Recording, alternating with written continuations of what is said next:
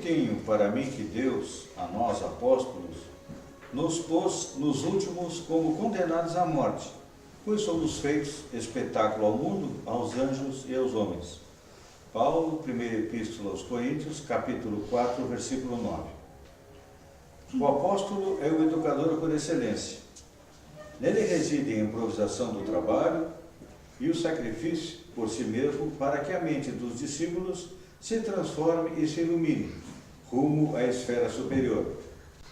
O legislador formula decretos que determinam o equilíbrio e a justiça na zona externa do campo social. O administrador dispõe de recursos materiais e humanos, acionando a máquina dos serviços terrestres. O sacerdote ensina o povo as maneiras da fé em manifestações primárias. O artista embeleza o caminho da inteligência, acordando o coração para mensagens edificantes que o mundo encerra em seu conteúdo de espiritualidade.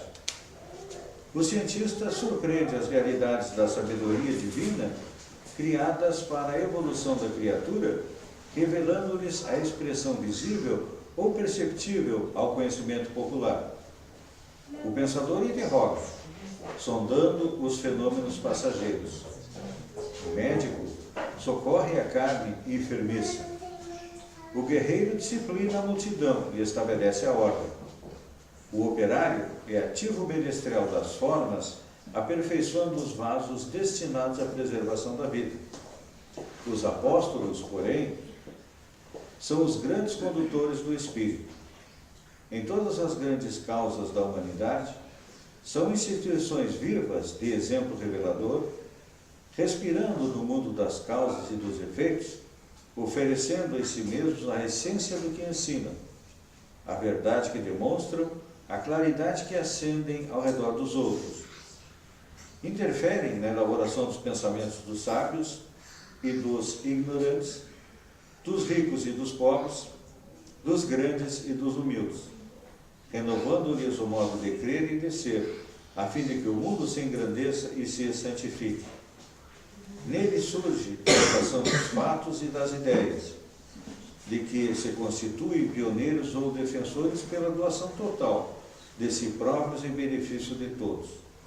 Por isso passam na terra, trabalhando e lutando, sofrendo e crescendo sem descanso, com etapas numerosas pelas cruzes da incompreensão e da dor, representando em si o fermento espiritual que leveda a massa do progresso e do aprimoramento, transitam no mundo, conforme a definição de Paulo de Tarso, como se estivessem colocados pela providência divina nos últimos lugares da experiência humana, à maneira de condenados a incessante sofrimento, pois nele estão condensadas a demonstração positiva do bem para o mundo, a possibilidade de atuação para os espíritos superiores e a fonte de benefícios imperecíveis para a humanidade inteira.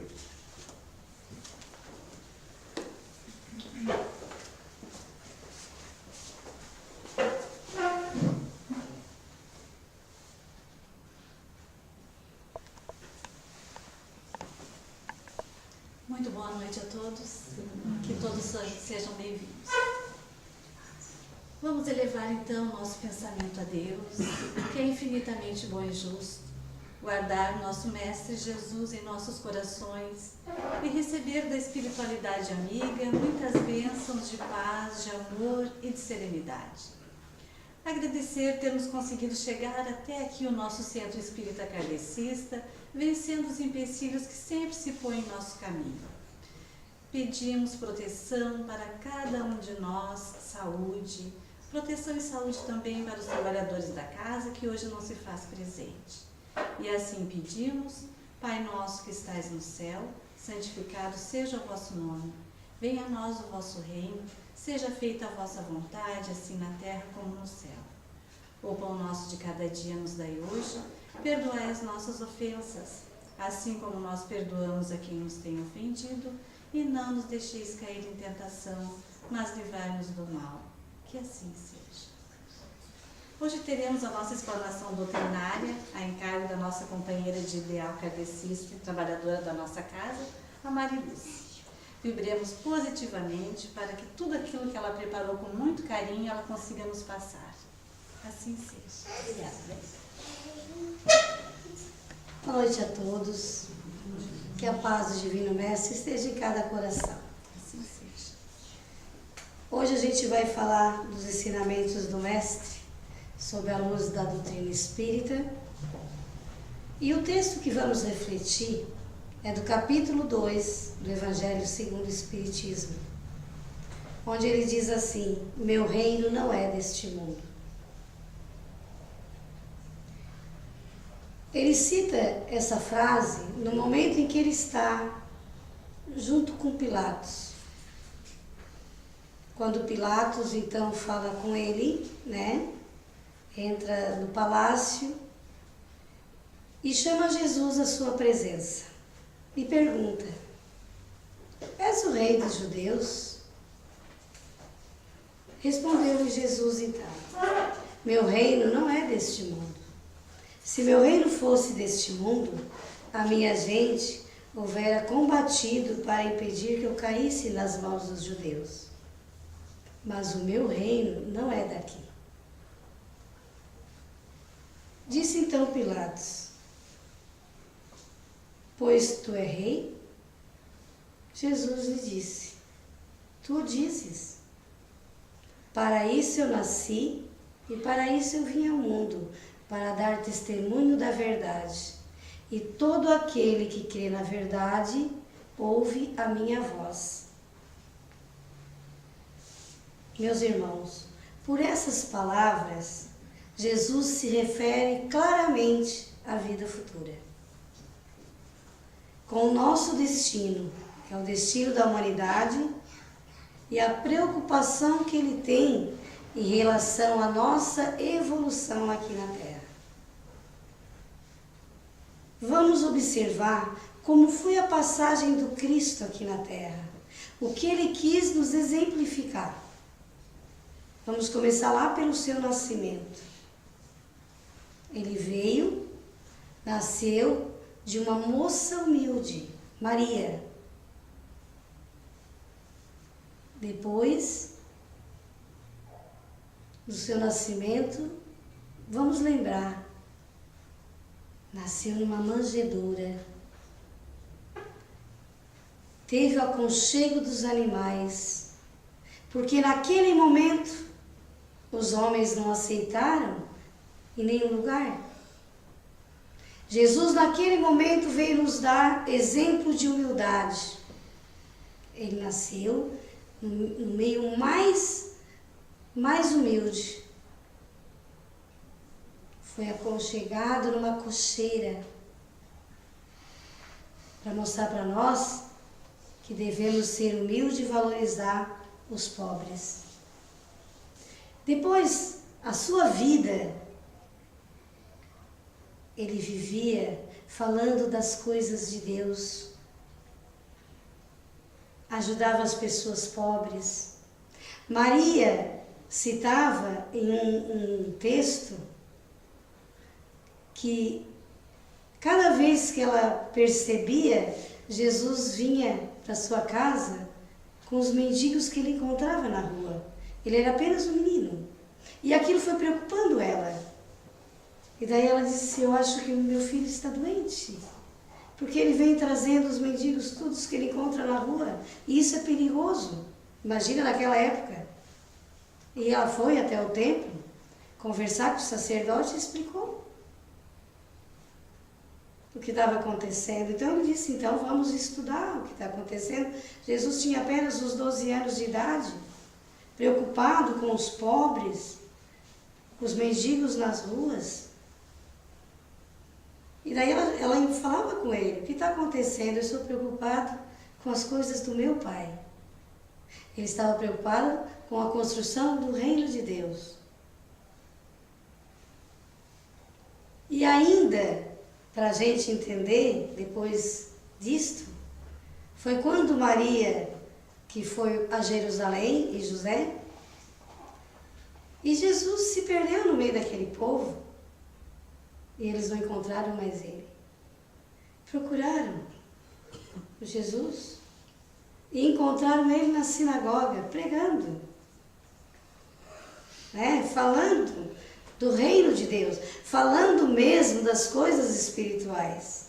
E quando ela chegou e disse: meu filho, estávamos à tua procura. Ele disse: eu estou aqui explicando as coisas de Deus. Já naquela época ele se preocupava com aquilo ali. E nos últimos momentos, que foi onde estava Pilatos, antes um pouquinho, Jesus faz a ceia com seus discípulos, comemora a Páscoa, porque Jesus era judeu, e todo ano, naquela época que eles atravessaram o Mar Vermelho, eles comemoravam a Páscoa. E Jesus, então, nesse dia que comemorou a Páscoa com seus discípulos, ele levantou e lavou os pés de cada um. Então, naquele momento, Pedro disse: não só meus pés, mas lava-me todo o corpo. E Jesus disse: lava os pés para vocês entenderem o que estou fazendo. Aquele gesto de humildade que nós devemos fazer em cada um, Jesus nos explicava naquele momento. Ele apontava assim o caminho da grandeza do Espírito que ele tinha, de quem serve, indicando o rumo e o caminho.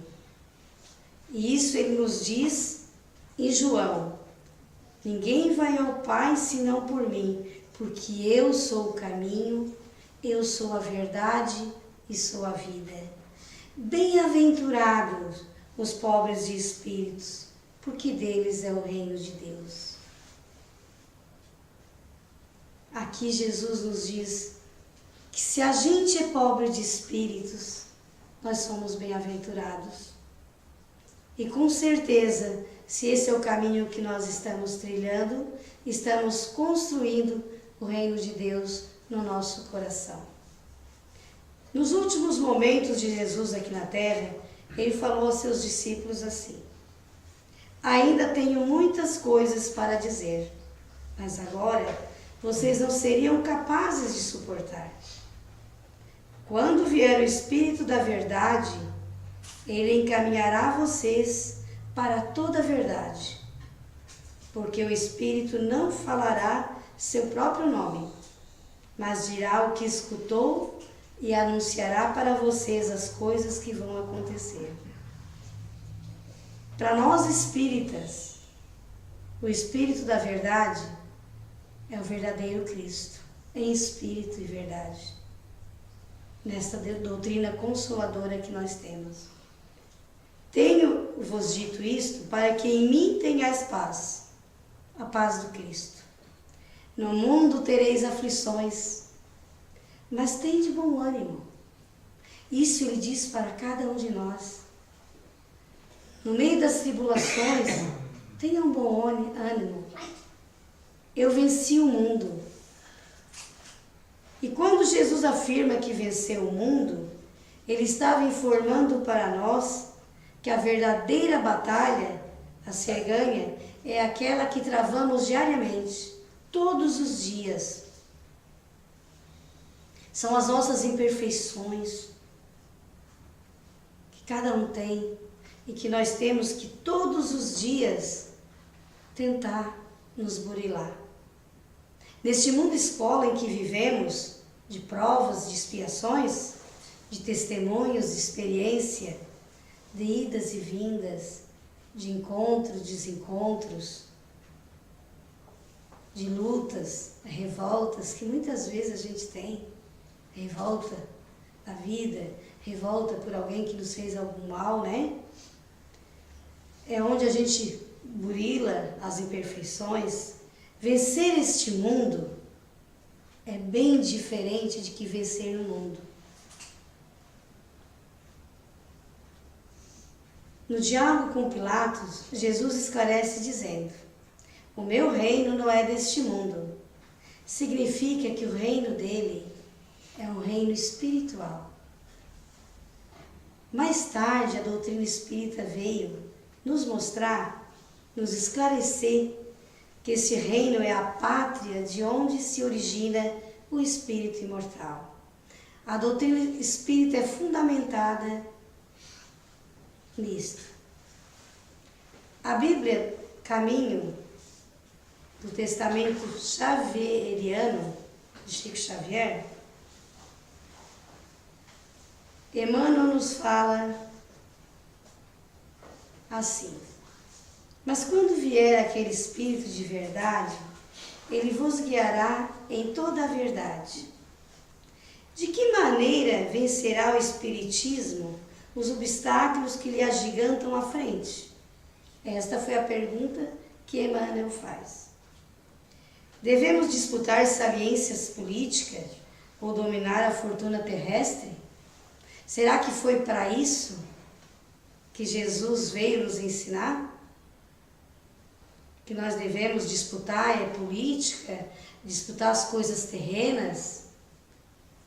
Enquanto isso, outros enfatizam a ilusória necessidade de uma guerra verbal, de sociedade ou de pessoas. Dentro deste assunto, no Livro dos Espíritos, prudente e claro, Kardec formula aos orientadores espirituais de sua obra a seguinte interrogação: de que maneira pode o Espiritismo contribuir para o progresso? E na lógica de sempre, eles respondem: destruindo o materialismo, que é uma das chagas da sociedade. Ele faz que os homens compreendam onde se encontram os seus verdadeiros interesses, deixando a vida futura de estar velada pela dúvida. O homem perceberá melhor, por meio do presente, lhe é dado preparar o futuro. Agora a gente vai repetir isso aqui, ó. Deixando a vida futura de estar velada pela dúvida. Então nós não devemos ter dúvidas. Nós devemos aqui nos preparar com toda certeza que temos que o que estamos fazendo aqui é nos preparando para a nossa vida espiritual, para o reino de Deus. Abolindo os prejuízos e seitas, castas, e ensinando aos homens a verdadeira solidariedade que há de unir todos como irmãos. Este é o objetivo da doutrina espírita. Emmanuel, no livro A Caminho da Luz, deixa bem claro que todo o trabalho de criação da Terra esteve sob a supervisão de Jesus, que organizou o cenário da vida com todo o carinho, sob a vista de Deus, o indispensável à nossa existência. Definiu todas as linhas do progresso da vida futura. Cada um do seu jeito, ele fez. Onde possamos, por meio do mundo material que vivemos, fazer com que o mesmo passe a ser um campo de trabalho do nosso espírito, para seu desenvolvimento rumo à perfeição. Aonde a gente possa todos os dias trabalhar, porque como é um mundo material, nós temos que trabalhar para sobreviver. Mas que nesse nosso trabalho, a gente já possa trabalhar adquirindo energias, dando energias ao próximo, nos orientando, nos ajudando, para que nesse campo de trabalho a gente possa desenvolver a nossa perfeição. Para entendermos um pouco mais sobre esse tema, vamos refletir um pouco do texto citado sobre Haroldo Dutra Dias, um expositor espírita mineiro, muito bom. Eu digo a vocês que, se vocês ainda não assistiram nenhuma palestra com ele, assistam lá no YouTube, porque ele é muito bom expositor. E ele inicia com esse diálogo sobre o reino de Deus. Naquele tempo, Jesus se deslocara da Galileia para Jerusalém. Chegando lá, ele percebeu que havia muitos sacerdotes ociosos sentados à frente. E um olhou para ele e veio em sua direção e disse: Mestre, que fazes aqui na cidade? E ele disse: passo pela cidade buscando a fundação do reino de Deus. Galileu, reino de Deus, que pensas tu venha ser isso? E Jesus disse: esse reino é a obra divina no coração do homem. E Jesus estava passando para ver como estava essa fundamentação. Obra divina em tuas mãos? Com que contas? Fazer essa empresa tão difícil? Quais são os teus companheiros? Por acaso tem algum príncipe? Um príncipe que a gente desconhece? Jesus respondeu de forma humilde: meus companheiros virão de todos os lugares. O sacerdote então dá uma gargalhada e diz: com certeza, há tolos e ignorantes por toda parte. E esse vai ser o teu material de apoio, porque eles não acreditavam no Cristo. Já viste porventura uma estátua perfeita, modelada de fragmento de lama? Jesus, apreendendo a agudez da ironia, responde serenamente: sacerdote, nenhum mármore existe mais puro e mais charmoso, mais formoso que o sentimento humano. Nenhum material, nenhum mármore existe mais formoso que a do sentimento. E não há um sisal superior que o da boa vontade. Então Jesus contava o quê? Com o sentimento e com a boa vontade. E com a certeza que ele ia conseguir. Impressionado com a resposta de Jesus, responde: Galileu, conheces Romas ou Atenas? E Jesus lhe disse: eu conheço o amor de Deus, que é o amor e a verdade. Por acaso conheceis os códigos imperiais ou as regras do templo de Jerusalém? Perguntou o sacerdote. E Jesus finaliza dizendo: eu sei qual é a vontade do meu Pai ao meu respeito. O sacerdote, irritado, se afasta e Jesus prossegue a sua visita pela cidade, passando para ver a fundamentação do reino de Deus. Após caminhar por Jerusalém, regressa ao lago de Genezaré. Passando a margem do lago, próximo à cidade de Cafarnaum, Jesus procura, ansioso. Seus olhos começam a procurar, porque ele está fazendo uma experiência naquele momento, olhando onde está, como está a fundamentação do reino de Deus. E a gente sabe que toda obra precisa estar bem fundamentada para crescer. E Jesus, ansioso, olha e percebe Simão, Pedro e André, pescadores do lago que estavam trabalhando naquele momento. E então ele vem até eles e diz: Simão e André, querem fazer parte do meu trabalho? Querem ser meus discípulos? Os dois pareciam conhecer aquela voz humilde. Mesmo que eles não tinham ainda conhecido o Mestre, mas era algo familiar. Aquela fisionomia, aquela voz amorosa. Então Jesus começa a explicar como vai acontecer. E explica do reino de Deus, como deve ser. E daí André diz, reino, aqui em Cafarnaum, existe pouca cidade, como que vai ter um reino? Aí Pedro vem e diz, não, André, vai vir de todos os lugares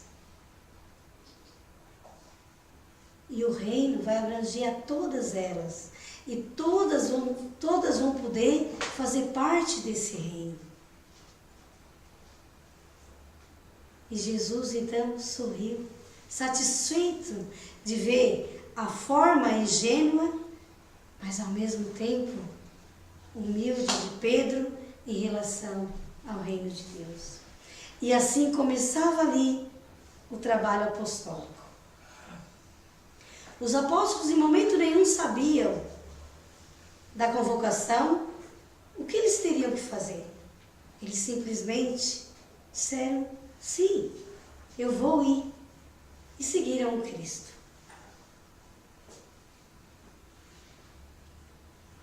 Eles não imaginaram a importância do Mestre, a importância que seria o Mestre Jesus aqui na Terra. Foi um marco tão importante na história da humanidade que teve o antes e o depois de Cristo. Mesmo assim, sem qualquer vacilação, os apóstolos seguiram. Hoje, o Cristo diz para nós, vem e segue-me. Será que nós vamos ter a mesma vontade de Simão, de André, de Mateus e dos outros? Nós estamos ouvindo a convocação do Mestre? Ou será que apenas estamos no faz de conta?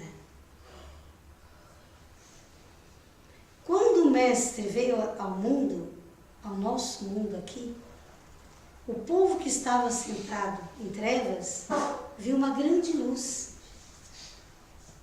E aos que estavam assentados na região das sombras da morte, a luz raiou. Olha a importância do Mestre em nossa vida. Por esse registro, Jesus anuncia o início da era que marcaria o período que efetiva a melhoria espiritual da humanidade. A construção do reino de Deus. Podemos perceber que este reino está sendo preparado desde a fundação do mundo, quando Jesus modelou o planeta para a nossa evolução. A palavra povo traz sentido de coletividade, de agrupamento de indivíduos. A este referido povo, além de se encontrar em trevas, ele estava sentado à beira de um caminho. Ele estava sem direção, esse povo, totalmente acomodado. Eles estavam desinformados, eles estavam em trevas com as verdades espirituais. O povo que estava sentado era aqueles que não se preocupavam com o reino de Deus. E nós hoje estamos preocupados com o reino de Deus? Ou estamos preocupados em ter mais? Pensando, vou ganhar mais, vou trabalhar mais. No meu trabalho eu ganho um tanto, mas se eu fazer hora extra eu ganho mais. Aos domingos eu vou trabalhar, esqueço a família. O reino de Deus inicia aqui, no nosso coração e no coração da nossa família. Muitas vezes na nossa vida, a gente deixa de almoçar, todos reunidos porque não temos tempo aqui, e perdemos uma grande oportunidade de fundamentar o reino de Deus na nossa família. Porque aqui, isso aqui é passageiro. Essa vida aqui é passageira. A gente tem que ter para a nossa sobrevivência. Mas é no estalar de dedo e não estamos mais aqui. E cadê o reino que nós construímos? É por esse motivo que o Cristo assevera: eu sou a luz do mundo. Quem me segue não andará nas trevas, mas terá a luz. Podemos deduzir assim que o reino do Senhor, ao qual ele se refere, é um reino de justiça. E esse reino ele está assentado em leis, as leis morais. E na questão 621 do Livro dos Espíritos, Allan Kardec pergunta: onde está escrita a lei de Deus? E os Espíritos respondem: na consciência. Na nossa consciência estão as leis morais. E na 621A, a Kardec pergunta: desde que o homem traz na consciência a lei de Deus, que necessidade tem que ele a revele? Ele eu tinha esquecido e desprezado, responde os Espíritos. Deus quis que ela lhe fosse lembrada. E na 622, Kardec pergunta: Deus outorgou a alguns homens a missão de revelar a sua lei? Os Espíritos respondem: sim, certamente. Em todos os tempos houve homens que receberam essa missão. São espíritos superiores, com o fim de fazer progredir a humanidade. A doutrina espírita esclarece que não é suficiente o indivíduo estar informado sobre um ou outro ensino moral. É necessário desenvolver esforço persistente de melhoria espiritual, combatendo as imperfeições que temos. Quais são essas imperfeições que a doutrina está citando que devemos combater? O orgulho, a vaidade. Muitas vezes a gente se acha o dono da verdade, se achando melhor que os outros. E no mundo espiritual, no reino de Deus, que nós temos que começar a construir aqui, deve ser um reino de igualdade. Diante da quantidade de informação que temos na atualidade, é fácil obter esclarecimento. Ninguém terá dificuldade em saber o que é correto. A gente sabe o que é certo e o que é errado. A gente faz errado, mas nós sabemos. Nós temos o livre-arbítrio de escolher e a gente sabe o que é certo e errado. Às vezes a gente erra sabendo que está errado, né? A humanidade já atingiu o estágio de evolução que permite a cada criatura fazer a devida análise. Antes do Consolador vir, quando Jesus veio, ele falava por parábolas, porque as pessoas ainda não entendiam. A doutrina veio nos esclarecer. É fácil verificar que um abismo se abre entre o que sabemos daquilo que realmente praticamos. Vocês concordam comigo? É fácil a gente entender. É fácil a gente entender, saber as coisas. Agora, praticar, né? É fácil ler o Evangelho segundo o Espiritismo, as obras de Kardec, que ele está falando, bonitinho. Agora, eu praticar o Espiritismo como está mandando ali, é difícil. Aquele que se preocupa com a sua evolução, se identifica com a vida futura, é semelhante a um homem rico, que perde uma pequena soma e não se perturba. E aquele que se concentra na vida terrestre é como o pobre, que ao perder tudo se desespera. Então nós não devemos nos desesperar diante das nossas perdas terrenas. Acreditar que tudo aqui passa. Mesmo quando a gente perde um ente querido, no momento que a gente perdeu alguém, quem diz que perdeu, a gente não perdeu. Simplesmente Deus levou junto com ele para a parte espiritual. Então, quando a gente pensa assim, Deus me abandonou, perdi uma pessoa que eu gosto tanto. Não, tu não perdeu. Aquela pessoa perdeu naquele tempo. Agora já pode continuar o projeto de Deus, ajudar na construção do reino de Deus no lado espiritual, enquanto a gente fica aqui fazendo a nossa evolução. O reino de Deus é uma construção interior do nosso coração, de dentro da gente, né? Essa construção é feita de perseverança, renúncia, a gente tem que renunciar a muita coisa, dedicação e, acima de tudo, na autotransformação, baseada em princípios éticos. Nós temos que ser éticos e nos princípios morais. Se quisermos percorrer esse caminho, precisamos ter fundamento correto e apropriado para tão grandiosa construção. Devem estar alicerçados nos princípios da humildade. Esses princípios foram os princípios que Jesus veio nos trazer desde o início. Jesus nos mostra que Ele é a verdadeira fundação do reino de Deus, quando disse: aquele que quiser ser o maior dentre vós, seja o servo de todos.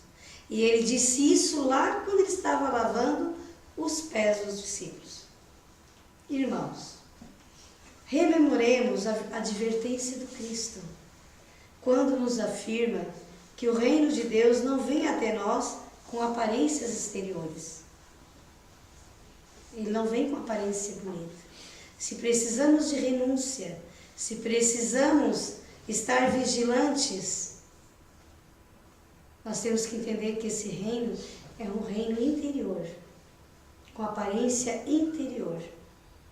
Mas ele está dentro de nós, em nossos corações, como uma obra divina,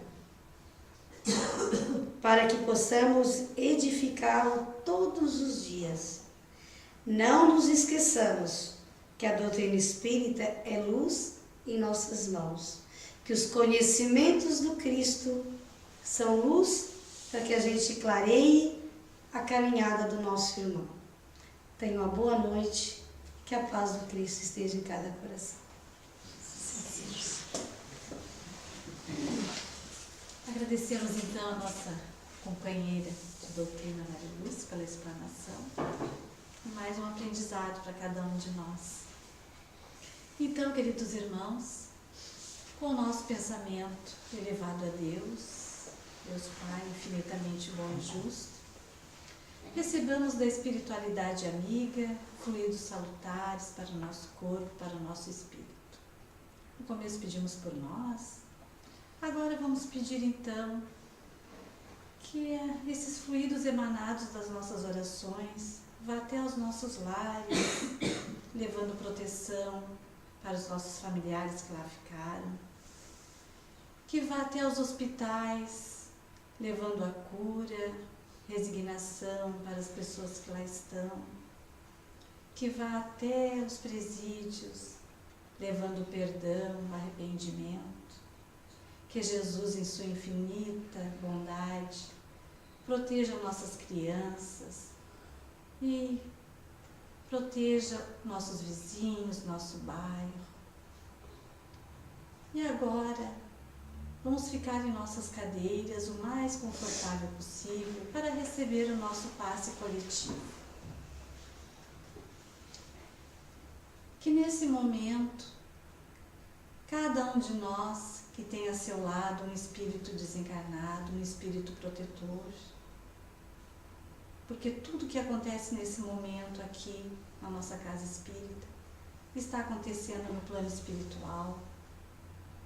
Que cada um de nós receba esses fluidos salutares, que cada um receba dentro do seu merecimento muita paz, muita saúde, e que possamos a cada dia ser melhor do que fomos ontem, que façamos a nossa reforma íntima, consigamos ser hoje mais compreensivos, consigamos perdoar, consigamos ter a paz em nossos lares, que possamos tirar do nosso coração qualquer mágoa, rancor e coloquemos nas mãos de Jesus tudo o que nós precisamos para o nosso conforto material e espiritual.